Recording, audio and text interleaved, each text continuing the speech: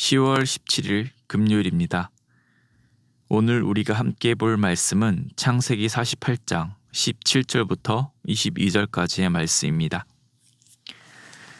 요셉이 그 아버지가 오른손을 에브라임의 머리에 얹은 것을 보고 기뻐하지 아니하여 아버지의 손을 들어 에브라임의 머리에서 므낫세의 머리로 옮기고자 하여 그의 아버지에게 이르되 아버지여 그리마옵소서 이는 장자이니 오른손을 그의 머리에 얹으소서 하였으나 그의 아버지가 허락하지 아니하며 이르되 나도 안다 내 아들아 나도 안다 그도 한 족속이 되며 그도 크게 되려니와 그의 아우가 그보다 큰 자가 되고 그의 자손이 여러 민족을 이루리라 하고 그날에 그들에게 축복하여 이르되 이스라엘이 너로 말미암아 축복하기를 하나님이 내게 에브라임 같고 므낫세 같게 하시리라 하며 에브라임을 므낫세보다 앞세웠더라. 이스라엘이 요셉에게 또 이르되 나는 죽으나 하나님이 너희와 함께 계시사 너희를 인도하여 너희 조상의 땅으로 돌아가게 하시려니와 내가 내게 내 형제보다 세겜 땅을 더 주었나니 이는 내가 내 칼과 활로 아모리 족속의 손에서 빼앗은 것이니라. 아멘. 야곱이 이 땅에서의 생명이 다해갈 즈음 요셉은 므낫세와 에브라임을 데리고 야곱을 만나러 갔습니다. 야곱은 자신의 손주인 므낫세와 에브라임을 자신의 두 아들로 삼고 이것으로 므낫세도 에브라임도 이스라엘 12지파 중 각각 한 지파를 담당하게 됩니다. 그리고 야곱은 이 두 손주이자 아들인 므낫세와 에브라임에게 축복을 하려 합니다. 13절의 오른손으로는 에브라임을 이스라엘의 왼손을 향하게 하고 왼손으로는 므낫세를 이스라엘의 오른손으로 향하게 하여 이끌어 그에게 가까이 나아가매 야곱에게 축복받기 위하여 므낫세는 야곱의 오른손 쪽으로 에브라임은 왼손 쪽으로 데리고 갑니다. 그 이유는 므낫세가 장자이기 때문입니다. 많은 사람들이 오른손잡이죠. 오늘날은 비교적 덜하지만 예전에 왼손잡이는 오른손을 강제로 사용해야 했습니다. 제 동생이 왼손잡이였는데 많이 혼나면서 오른손을 사용하는 법을 익혔던 것이 기억이 납니다. 대부분 많은 사람들이 오른손잡이이기 때문에 오른손이라고 하는 것은 이제 주된이라는 의미를 가지고 있고요. 왼손은 그에 반해 보조적이라는 의미를 가지고 있습니다. 이 당시 고대 근동에서도 오른손은 힘, 권위, 명예를 상징했습니다. 그렇기 때문에 장자에게 오른손을 가지고 축복하는 것은 왼손보다 더 큰 축복을 한다라는 그런 의미를 담고 있는 것이죠. 그러나 이 관습을 뒤로하고 야곱은 14절에 이스라엘이 오른손을 펴서 차남 에브라임의 머리에 얹고 왼손을 펴서 므낫세의 머리에 얹으니 므낫세는 장자라도 팔을 엇바꾸어 얹었더라. 오른손을 차남인 에브라임의 머리에 얹고 야곱은 축복을 합니다. 일반적이지 않은 상황이죠.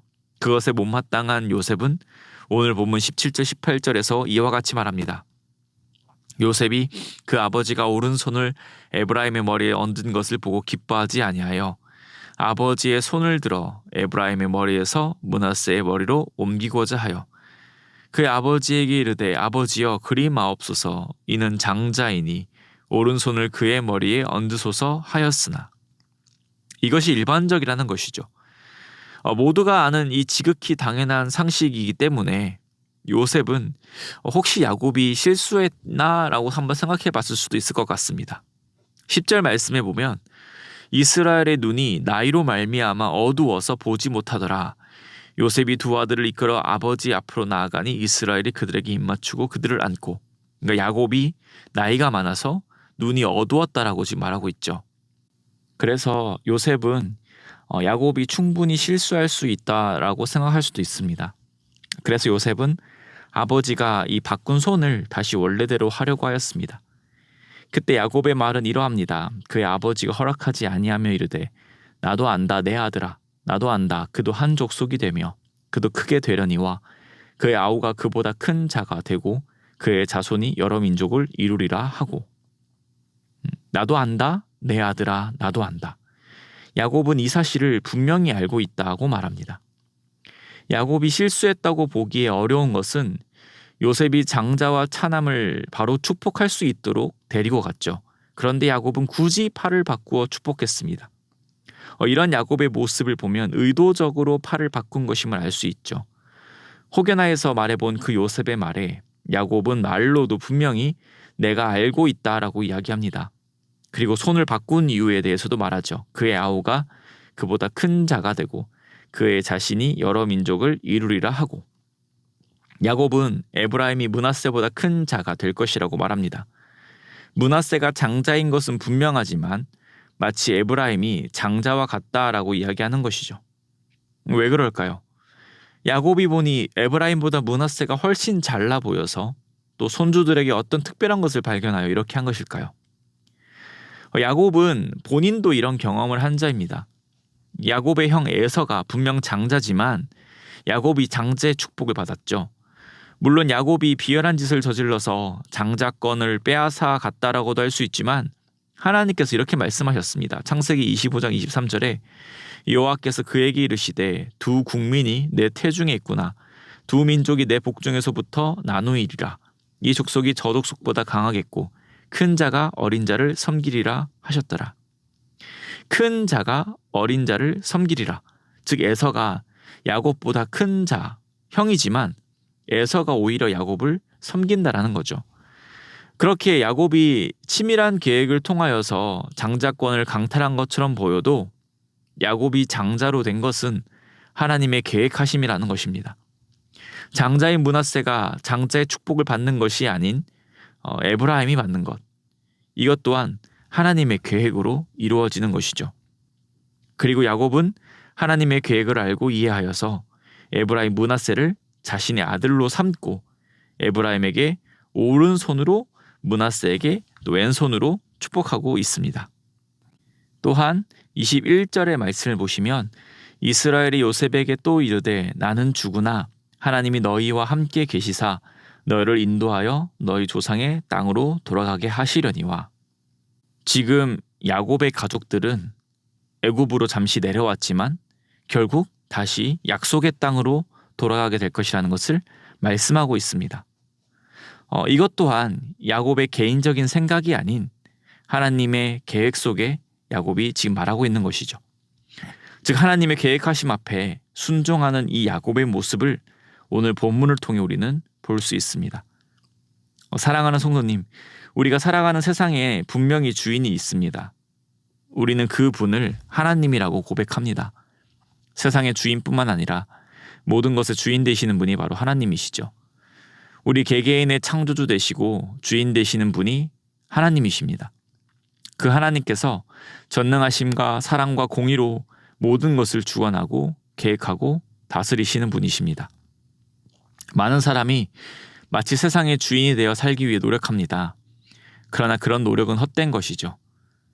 조금 겸손한 사람은 세상의 주인은 너무 현실감 없기 때문에 내 삶의 주인 정도로 만족하며 살아가려 합니다.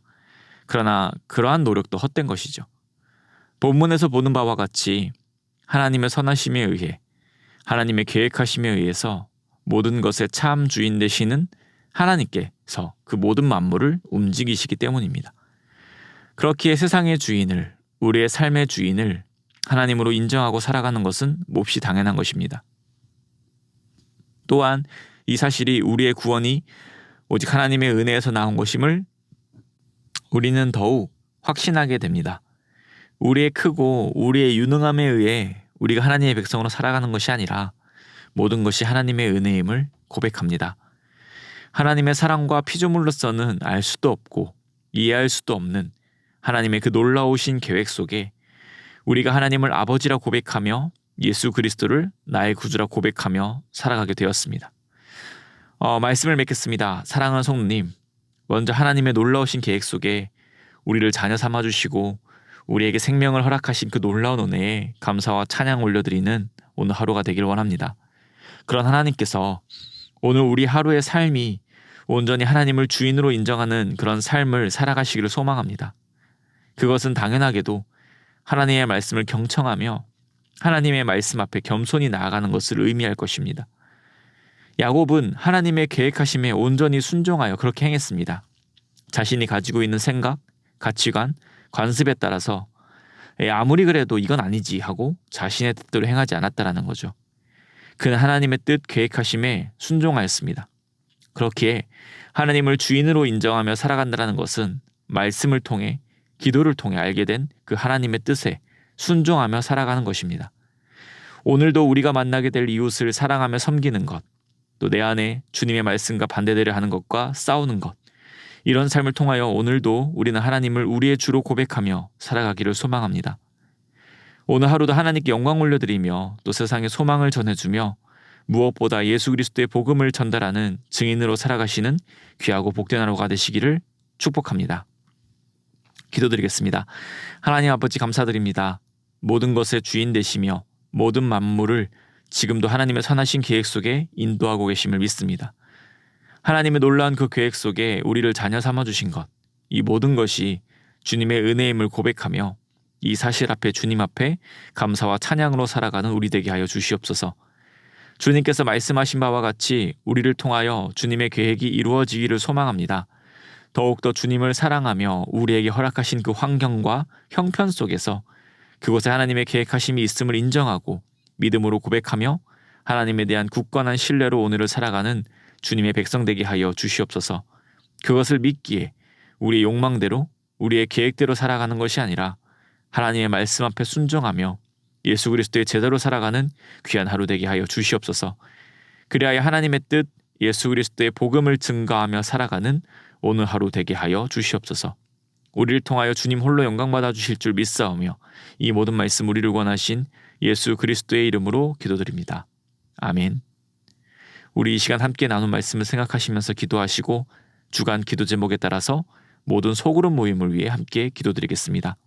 우리 다락방 모임 전도회 모든 모임들마다 예수 안에서 한 가족과 같이 은혜 나누는 모임이 되게 하시고 우리 교회 안에 소외되는 영혼이 하나도 없는 사랑 많은 가정 같은 교회 될 수 있도록 또 모든 소그룹 순장님들과 교회를 책임지고 섬기시는 우리 장로님들을 위해서 함께 기도드리겠습니다. 우리 계속해서 새생명 축제를 위해 기도하겠습니다.